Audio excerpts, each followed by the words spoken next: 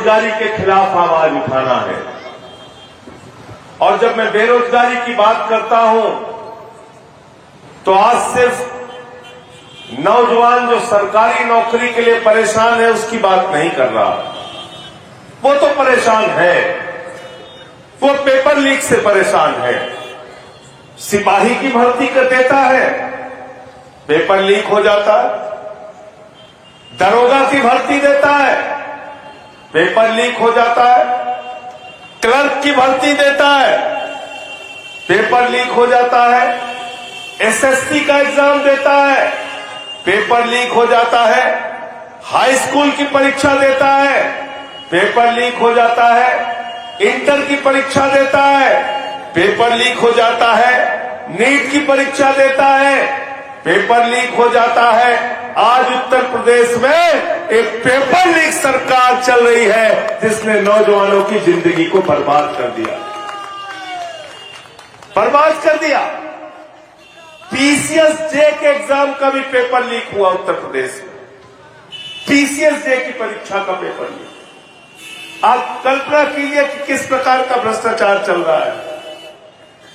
एक तरफ paper leak से नौजवान परेशान है, कितनी मेहनत से माताएं बहनें अपना पेट काट के अपने बच्चे को पढ़ाती हैं, कितने परिश्रम से एक पिता दिन रात मेहनत करके अपने बेटे को पढ़ाता है। प्रयागराज में, कहीं लखनऊ में, कहीं कोचिंग करा के, और इसलिए कि वो अच्छे ढंग से पढ़ाई करके कहीं छोटी मोटी नौकरी कर लेगा तो बुढ़ापे में उस मां बाप का सहारा बनेगा। लेकिन आज मेहनत करने के बाद, तैयारी करने के बाद, 1.5-2 साल कोचिंग करने के बाद नतीजा 0 निकलता है क्योंकि पेपर लीक हो जाता है।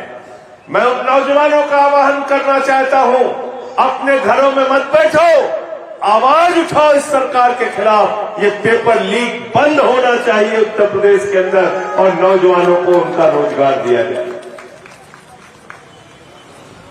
दूसरा सवाल, जब हम बेरोजगारी की बात करते हैं तो किसान, जिसके लिए प्रधानमंत्री ने कहा था फसल का 2 गुना दाम देंगे, एमएसपी 2 गुना हो जाएगी, खाद की एक बोरी के लिए लाइन में लगा रहता है, पुलिस की लाठी भी खानी पड़ती है, और अभी तो एक किसान की मौत हो गई लाइन में लगे।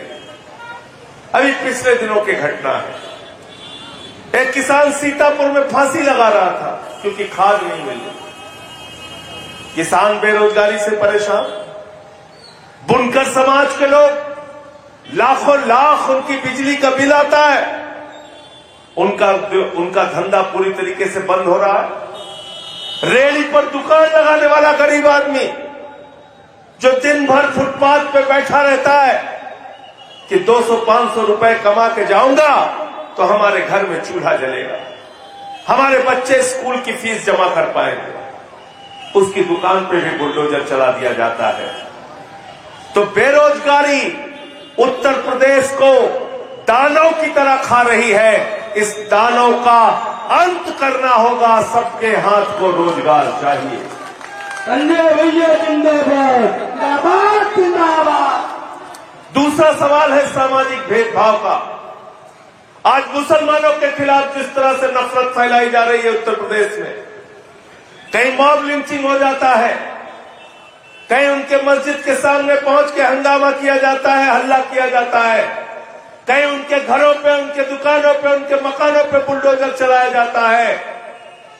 ये नफरत की राजनीति, उत्तर प्रदेश में बांटो और राज करो की राजनीति, ये अंग्रेजों की नीति हम चलने नहीं देंगे। ये उसके खिलाफ भी यात्रा निकली हुई है।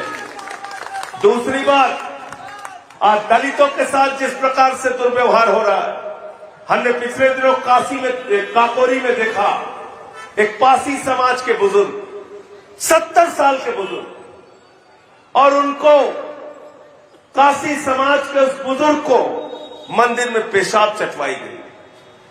सोचिए किस तरह का समाज हम बना रहे हैं। सीआरपीएफ का एक जवान बुलंदशहर में, उसको शादी में घोड़ी पे नहीं चढ़ने दिया गया। एक एटा मैनपुरी का मामला सामने आया, कथावाचक का सिर मुड़वा दिया गया। एक सोनभद्र का मामला सामने आया, एक दलित के सिर पे पेशाब किया गया। और तो और हरिओम वाल्मीकि की रायबरेली में मॉब लिंचिंग करके हत्या कर दी गई।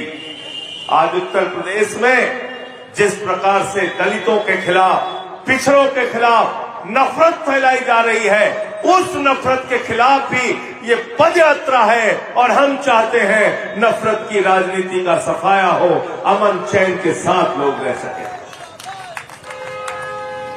अभी मुझसे पत्रकार पूछ रहे थे, कह रहे थे एक बाबा ने हिंदू राष्ट्र के लिए सब पदयात्रा निकाली है।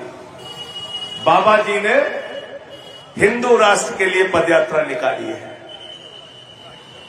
मुझे जरा बताओ, क्या भारत के संविधान के खिलाफ कोई बोल सकता है क्या? आवाज लगा के बताइए, बोल सकता है क्या? बाबा साहब ने जो संविधान लिखा है उसके खिलाफ बोल सकता है क्या? संविधान में क्या लिखा है?